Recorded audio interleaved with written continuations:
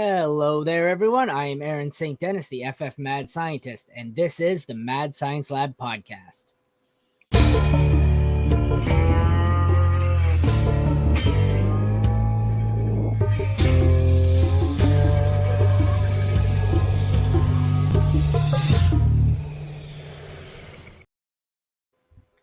Today, we're here for a little bit more studs and duds action, and joining me today for that is Lewis Wood. Lewis, thanks for joining me. It's great to have you.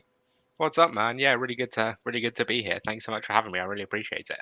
Yeah, you're welcome. It was good chatting before. We had to start the show there. I've got a tight schedule today, and I was about to get sucked into the black hole that was the Scott Fishbowl scorings. And, diving down, I've got my clipboard here and stats, and you should see my spreadsheets in the background. So if my computer starts to lag today and this podcast stutters a bit, it's because I've got 12 active spreadsheets going on in the background, trying to work on a few things I'm working out from anything, like you said, from for some kickers in Scott Fishbowl to the effects of points per first down. What the hell And else did I add here? I'm the a the sad degenerate. the sad thing is, that like you're going to put all of this research into it, and the It's whole going to thing is mean going to be nothing. won by it's going to be some guy on auto draft. Yeah, exactly. It's going to be some guy on freaking auto draft. You are right. I did all this last year. I don't think I went that in depth with it. I just used my rankings, and I missed the playoffs by 0.34. Oh no! Oh, that's It was so even upsetting, worse. man. I had Pat Fitzmaurice in my division, and he missed the playoffs by 0.4 on that Rondell Moore debacle where he got one carry for -4 yards and then left the game. Oh So, yeah. no! So it was a rough year for our division, but all right. Well, would you like to tell everyone where they can find you and your work before we get into it? Absolutely. So I write for King Fantasy Sports, which is a really great place. I know that you do some work for us as well. And you can find me on Twitter at LewisWoodFF_UK. It's really nice. There's a quite nice UK scene, so it's nice to be able to bring some of the Brits' voice to some of the US shows as well.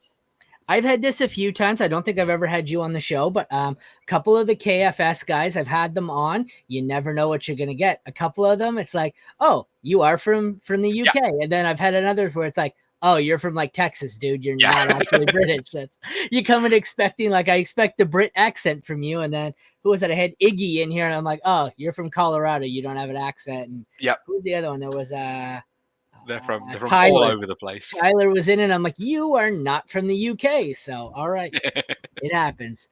All right. Well, let's get right into your first guy here. We have your first stud, Mike Williams, Chargers receiver, finished as wide receiver 34 in full PPR.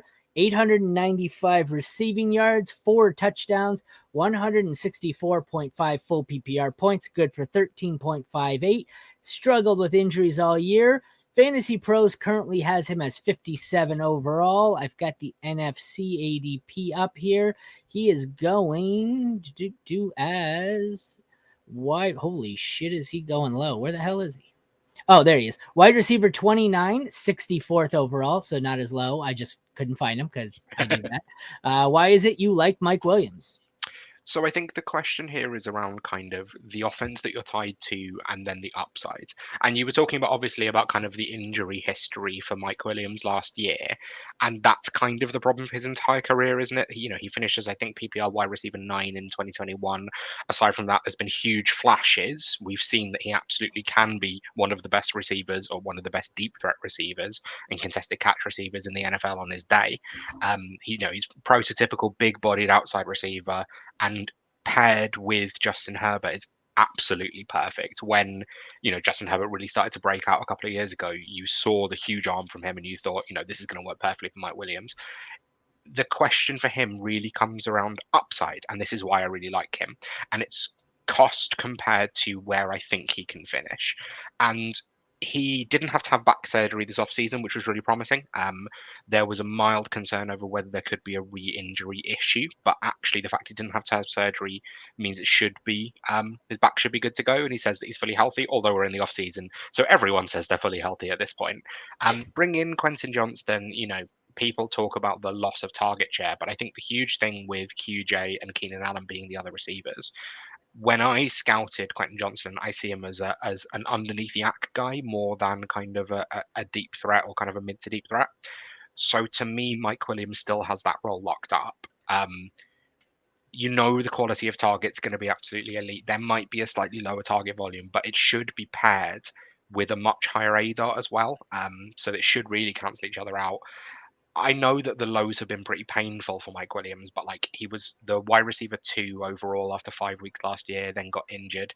If he can stay healthy, I know that's a huge if for Mike Williams. The upside is higher than any other receiver being drafted around the same range. If you're drafting him as your wide receiver 3, which bear in mind with his ADP, you said wide receiver 29, you don't have to draft him as your, someone you have to rely on every single week.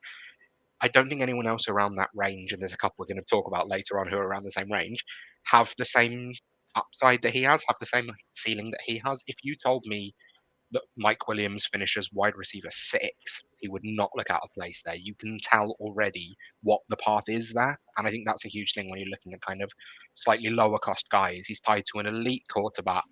He's got a new OC in Kellen Moore. Like, we know what he can do if he can stay healthy. He's Yeah. going to definitely outperform his ADP of wide receiver 29. Like, the floor there is injury alone. I can't see any way if he plays 17 games, he actually finishes as wide receiver 29, which is why I really like him this year. Yeah, this range of wide receiver 20 to 35 here, it's kind of hit and miss for me. He's not my prime target. Like, I love in this range, I love London. I love this range here, Lockett, Deontay Johnson, Ayuk. Yeah, Don't like Judy, don't like Ridley, don't like McLaurin, Pittman. So, like, there's some guys I just out of these 15, I think he's kind of the boring middleman to me. yeah, I have him right around Mike Evans. Like, I'll take him over Pickens in Hollywood. I won't take him over the 3 I named here. He's with Godwin, Christian Watson, Kirk, same range. Like, I don't know. It seems like the appropriate range for him. yeah. But like I said, I'm not going to avoid him. I'm not going to target him. If I get up and I need a receiver right around pick 64, if Lockett, Johnson, and Ayuk are gone, he's certainly someone who could end up on my team. But I can't really see myself going crazy with him. He's kind of boring, and he's a little riskier. There's definitely a risk to it. I find quite interesting that you've mentioned Tyler Lockett because they're basically The a same very, age. very similar type of player, Yeah. except that Lockett avoids hits and Williams throws himself into every single hit intentionally. Yes. Yeah, that's he's the most violent looking lander I've ever seen. Not even player, just the way he lands. Every time it looks like a car wreck, but Doesn't take care of himself at all. Loves landing on like the back of his neck. he should have been in the WWE is what he should have been. To put him in a Hell in a Cell, but we'll move on to our next guy. We've got your stud is Patriots running back Ramondre Stevenson. Finished as RB7 last year. 1,040 rushing yards, 421 receiving, 6 touchdowns, 241.6 fantasy points in full PPR, good for 14.65 per game. Current ADP on Fantasy Pros is 25 overall. I shall bring up the NFC ADP, where he is going RB11, 30th, 31 almost overall. So he's a little lower on NFC. I know you like him. I liked him last year. I don't draft him as high as he's going. It has nothing to do with the talent. I think the talent is fine. I don't want to draft a Bill Belichick running back that high. I do not trust the son of a bitch. I'm not doing it. But like I said, it has nothing to do with talent. It's just Bill Belichick and the Patriots. What is it you like about him? I think that's completely understandable. A crucial thing to me, and I know that Belichick has been this way for, 25, 30 years. Bill O'Brien coming in as the team's new OC, all of the moves that they've made seem to indicate that Ramondre is just going to be the bell cow entirely on his own. So when I was looking up kind of Bill O'Brien's history with the running back position, his offenses in his 7 seasons as head coach in Houston, his offenses ranked in the top 10 in run percentage 4 times. So he kind of always tends to use a featured back. It's what that shows me. When you're looking at kind of the 3 things that you're looking for in a running back, and bear in mind, you could probably take Ramondre as your RB2 if you were going to go RB heavy early. He's going as the RB11. I don't really see how he finishes as low as the RB11 unless it's some Bill Belichick fuckery and Kevin Harris ends up taking a bunch of the workload, which can happen. We know it can. Pierre But Strong has even been rumored. Pierre Strong is like a huge, sleeper dynasty pickup now because he's trending because people just look and go, oh, he's still on the roster. There you go. Um, but when you look at kind of the three things that you want, you're looking for workload, you're looking for red zone, and you're looking for pass catching. Ramondre is one of the only backs in the NFL that actually can pair all three of those together. So, he had a pretty strong workload last year, and Damian Harris has now been cut. They also, was released at the end of last year. They've also cut James Robinson. So, in terms of workload, you can't really see who's gonna get the line share ahead of him. In terms of red zone, he when he first came into the NFL, I think a lot of people profiled him more as the big bruising third sort of short yardage back because he's 6 foot 230. But he's clearly shown pass catching chops since he's been in the NFL. But 63% of the team's red zone rush attempts last year, only 3 touchdowns off 32 attempts, which is potentially due to some positive regression. No Damien Harris as well, who had 22%. And who do they bring him to replace him? No one. So that looks pretty good. Then in terms of pass catching, he finished fourth in catches at the running back position last year, 4.1 receptions a game average, seventh in receiving yards, and Mac Jones was tied seventh among quarterbacks who played at least 10 games in passing attempts to the running back.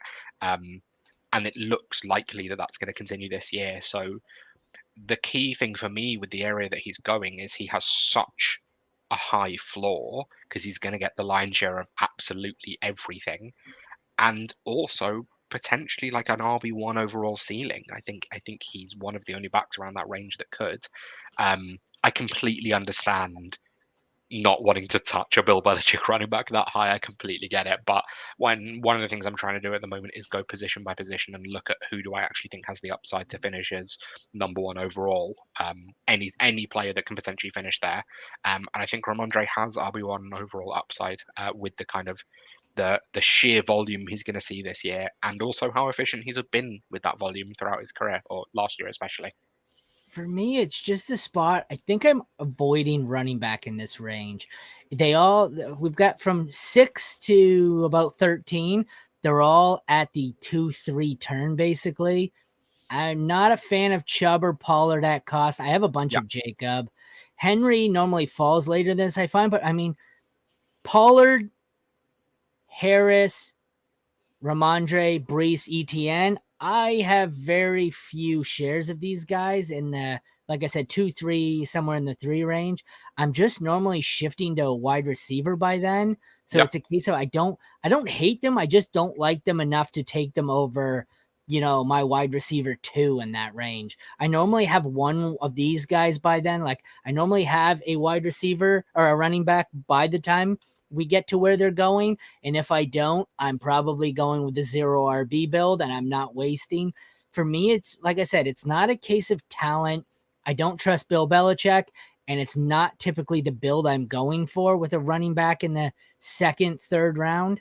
But I can understand your point. Like he was awesome last year, RB7. So there's not much downside to him. The price is getting a little high up there, and not sure I really, like I said, if that's the range you normally go for running back, it's a perfectly acceptable pick. I don't find I build that way very often. It's completely understandable, and I can see the argument either way for just how you tend to build. I think for me, it's just at cost. If I can get him, around later than Nick Chubb, I think he's a higher upside version of Nick Chubb, fantasy exclusively. But yeah, I can see the argument either way.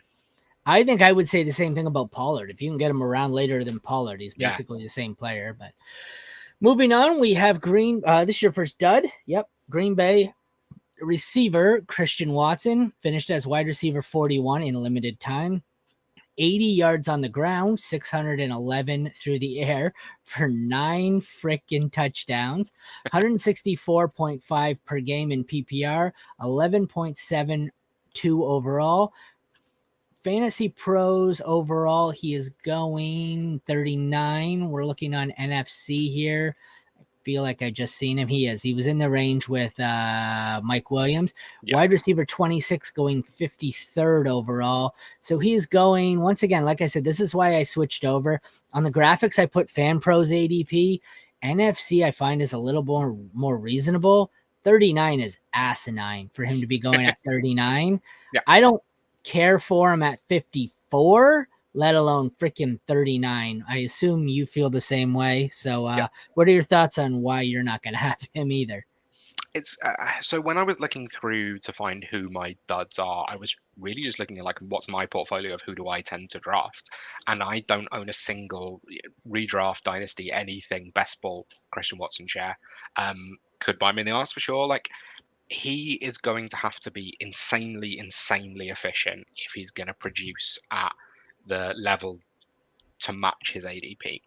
And he did do it last year. That's the thing. Basically, his production came across the course of 4 games, where he had 5 touchdowns across a 4 game stretch. And that's brilliant, but that's not gonna stick for the year ahead. Yeah, not with Um, Jordan Love. not with Jordan Love, and that's the thing. If you love Christian Watson from what you saw of him last year, that's fantastic. But he did take a slant, 60 yards to the house from Jordan Love. But you're essentially having to draft a wide receiver with a rookie quarterback. And if you were actually looking at drafting the wide receiver one, although there are some camp reports recently that Dubs is Jordan Love's favorite receiver in camp, but it's the off season. Like I don't believe a single thing I'm reading. But you're essentially, yeah, if you think of Jordan Love as a rookie quarterback, which you kind of have to, you wouldn't be drafting, the wide receiver one for any of the current rookies this high. Granted, they're slightly different talent level, but like Christian Watson has produced on such a small sample size, and that's NFL and college as well. He's an incredible athlete. Like we know that he can do it, but if the offense is clearly going to be rush first, it's probably going to be a low target volume just across the board. He's going to have a high target share, but like there's not going to be a huge amount of targets to go around.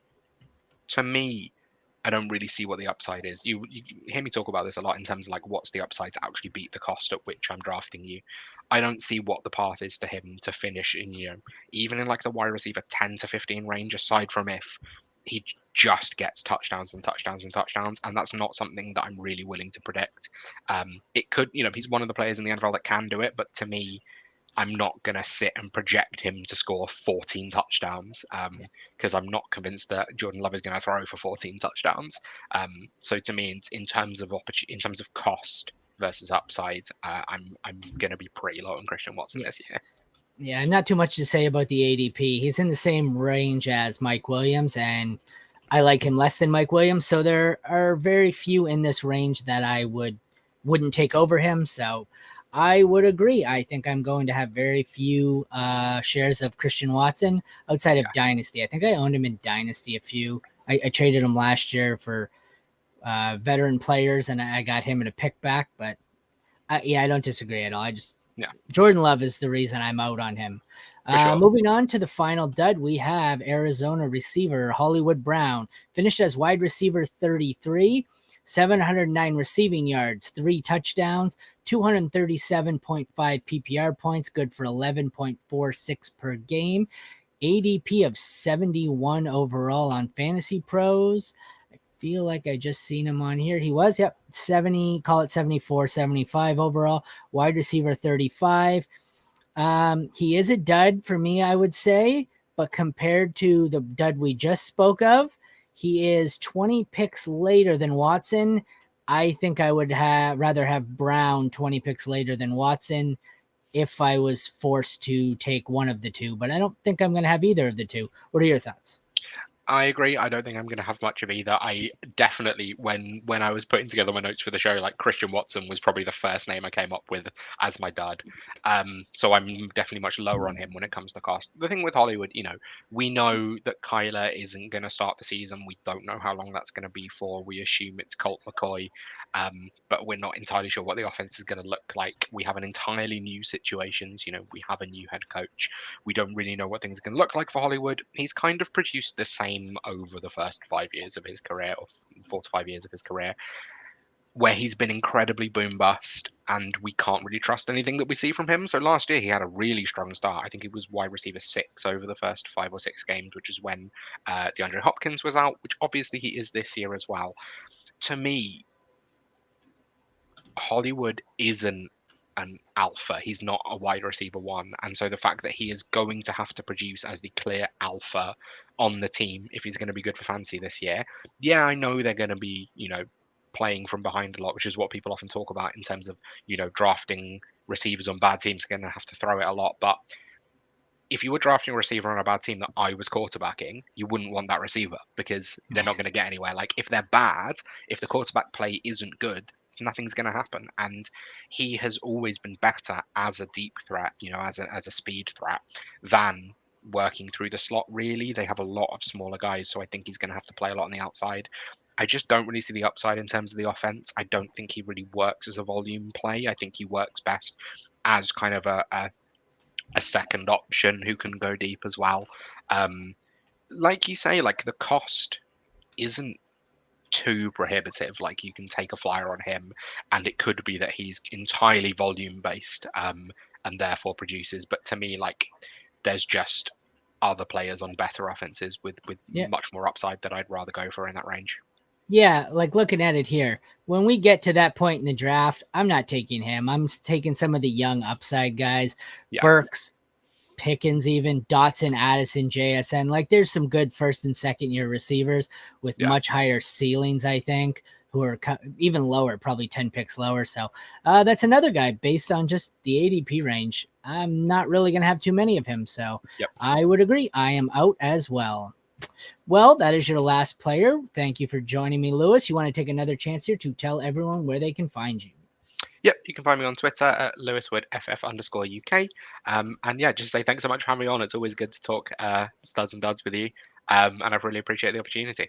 Yeah, man. Thanks for joining me. I know it's tough to focus here. And well, I guess it's July now, but I'm about running out of steam. I think I'm ready to just start the freaking season. It's like, I don't care what these guys are projected to do. Can we just see what someone's actually going to do? So, Well, and we're in fucking camp hype season now, oh, so it's this is just annoying. I mute Twitter for the most part. Just this player did this. He's gonna be. I don't give a shit what he did. I don't care yeah, what running back's being used as a receiver this week. I don't care which bench receiver looks like he's catching. I don't give a shit. I don't care. I it don't never care what matters. the coach said. Never So, made a lick of difference to anything. well, this has been Studs and Duds with Lewis Wood. I am Aaron St. Dennis, the FF Mad Scientist, and this is the Mad Science Lab podcast. Thanks again to Lewis for joining me, and thank you everyone for tuning in. Take care.